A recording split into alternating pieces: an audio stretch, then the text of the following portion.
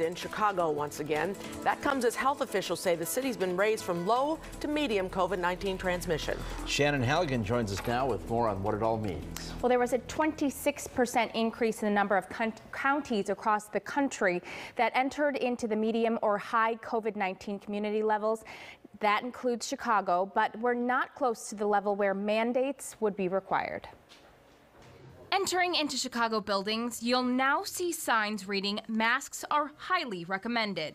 And unfortunately, we've seen a significant increase in the past few weeks here in the Chicagoland area. Dr. Karen Call from North Shore University Health System said this increase means people should take precautions seriously. As we learn more about immunity following vaccination or following having COVID, we'll understand more, but it's very true that people still can get COVID.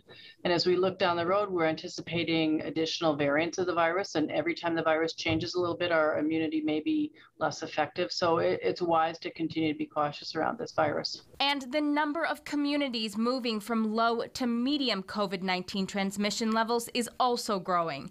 Now that includes the city of Chicago. Chicago Public Schools is encouraging masking, and the CTA is urging riders to wear masks on buses and trains. But Commissioner of the Department of Public Health, Dr. Allison Arwady, said earlier this week, this doesn't mean restrictions or mandates are necessarily coming next.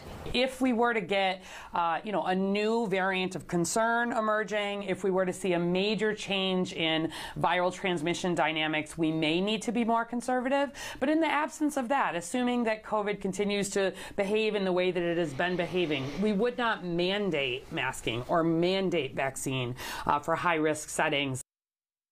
And the CDC issued guidance for anyone traveling to areas where transmission is high. They say people should mask in indoor public places, and unvaccinated people should avoid travel to those areas or take a COVID test 3 to 5 days after returning. Okay.